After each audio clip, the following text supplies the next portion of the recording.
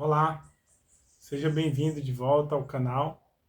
Nós estamos aqui para falar mais uma vez sobre um texto bastante importante e interessante, do Deuteronômio capítulo 8, versos 7 ao 10. Nesse texto, nós vemos que, em contraste com o deserto, em que o povo viveu numa terra de escassez, dando voltas ali no deserto por mais de 40 anos, nós vemos que agora Deus faz o povo entrar na terra prometida através de Moisés, e a descrição da terra é justamente a descrição que Deus havia prometido para o povo, né? Para Abraão, Isaac e Jacó, uma terra que mana leite e mel. Veja no verso 7, que ele vai dizer o seguinte: porque o Senhor teu Deus te faz entrar numa terra boa, terra de ribeiros e de águas, ou seja, no deserto não tinha água. Então agora o povo entra numa terra de ribeiros e água, terra de fontes, mananciais profundos que saem dos vales e das montanhas. E eu quero dizer para você, meu querido, que o povo só entrou numa terra que mana leite e mel, numa terra que havia cobre, ferro, numa terra rica, porque foi Deus quem o fez entrar naquela terra. Então, eu quero dizer para você, só Deus pode tirar uma pessoa do deserto e fazer entrar na terra prometida. Nós vemos que o cenário agora daquele povo era de um lugar que contrastava com o cenário anterior. Então, eu quero dizer para você que muitas vezes nós procuramos, né, ajuda em homens, procuramos mudar a nós mesmos e a gente só patina.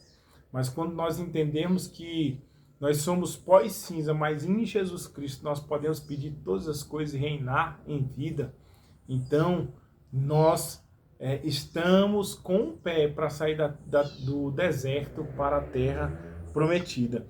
O texto aqui mostra que Deus fala de uma terra de fartura, mas o ponto central não era a fartura, mas a resposta correta. Quando você entrar, bendiga ao Senhor, ou seja, não esqueça de quem te tirou, da vida que você tinha, né? E para onde Deus te levou. Da mesma forma, eu quero dizer para você que quando Deus ele te fizer entrar na terra prometida, ele trouxer a fartura para a tua vida, né? Tome cuidado, porque o coração do ser humano ele tem uma grande tendência de achar que ele que conquista, que ele que vai na força do braço, mas é o Senhor quem te dá força, é o Senhor quem nos dá saúde para conquistarmos, para trabalhar, ele quem, através do seu favor, abre portas e traz até nós situações para que nós pisarmos em novos terrenos. E eu profetizo que esse ano de 2026 vai ser um ano de bênção, vai ser um ano que você vai pisar em novos terrenos, mas vigie o seu coração,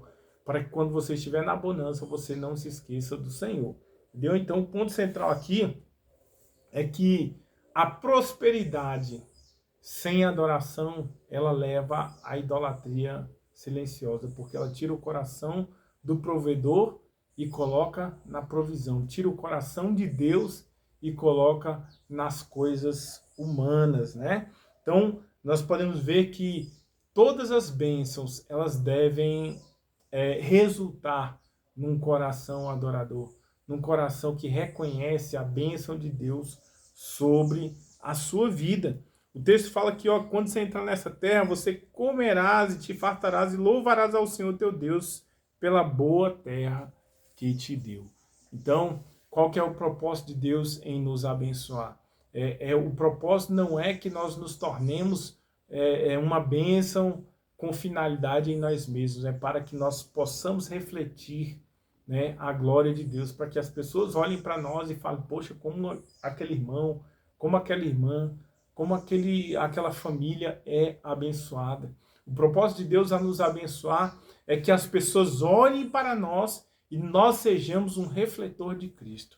Eu quero dizer, meu querido, que nenhuma riqueza, nenhuma prosperidade nessa vida vale a pena se Cristo não for o centro. A palavra de Deus vai nos dizer lá no Salmo 103, bendize, ó minha alma, Senhor, e não te esqueça de nenhum dos teus mandamentos. Bendize, ó minha alma, Senhor, e tudo que há em mim, bendiga o seu santo nome.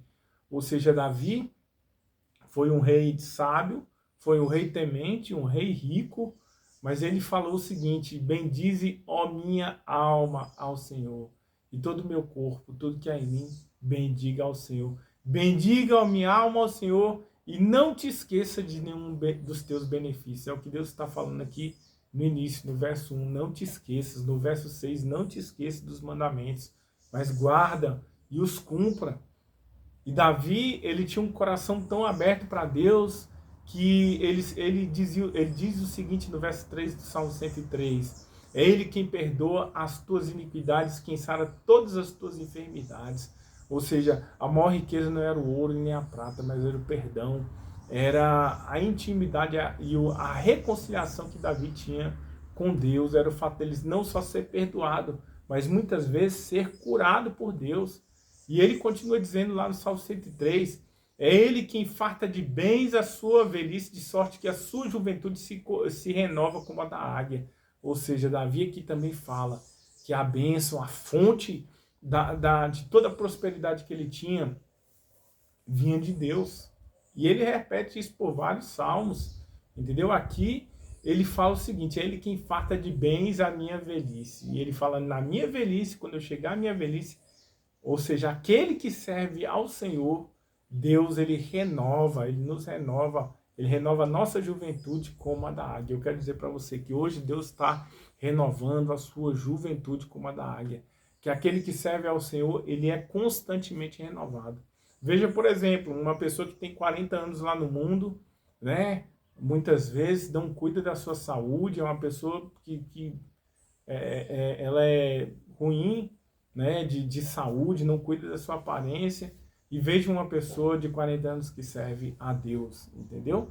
Eu já estou fazendo quase 50 anos, mas pareço ser mais jovem do que aparento. Por quê? Porque Deus, ele renova as nossas forças, porque Deus, ele renova a nossa juventude e mais, ele não só renova a nossa juventude, ele nos dá sabedoria e farta de bens a nossa velhice. Eu não sei se você tem sido assim, mas à medida que eu caminho glorificando e exaltando ao Senhor, eu não preciso correr atrás das bênçãos, as bênçãos é que correm atrás de mim. Eu quero dizer que quando você coloca Deus em primeiro lugar e começa a servir ao Senhor de todo o seu coração, a cumprir o chamado, o propósito que Deus tem na sua vida, Deus, ele vai acrescentando bens, Deus, ele vai renovando a sua saúde, né? Mas isso se você colocar o seu coração primeiro em Deus, né? Aqui quando ele fala aqui no verso 10, comerás e te fartarás e louvarás ao Senhor, ou seja, comer e beber, quando Deus ele permite a abundância de terras fartas, de fontes de água, né? De uma vida que contrasta com a vida do deserto, né? Uma vida em que nós, em um tempo em que nós vamos habitar em casas que nós não construímos, comer de frutos de árvores que nós não plantamos, beber de cisternas que nós não cavamos. Deus, ele permite isso para que nós possamos louvar a Deus. Mas infelizmente, né, quando muitas pessoas são abençoadas, elas se afastam dos seus amigos, esquecem os seus familiares, mudam muitas vezes de cidade, ela se esquece de Deus, ela muitas vezes passa a achar que tudo aquilo que ela conquistou foi na força do braço e na capacidade dela. E esse é o grande perigo, porque se nós conquistamos ou temos alguma coisa, é Deus que nos dá. E Ele nos dá com o propósito de nós glorificarmos e exaltarmos o seu nome. E se essa palavra falou o seu coração, se você está distante do Senhor, se reconcilie hoje, porque Jesus Cristo, João 14,6, vai dizer que Ele é o caminho, a verdade e a vida. Nós só podemos ter a verdadeira paz, nós só podemos viver a verdadeira bênção e graça com o Senhor Jesus Cristo. E se você gostou desse vídeo, né, veja outros vídeos do canal, indique esse canal para outras pessoas. Se você não é inscrito, se inscreva. E se quiser conhecer mais do nosso trabalho, né, só clique no link aqui embaixo. Um grande abraço e até o próximo vídeo.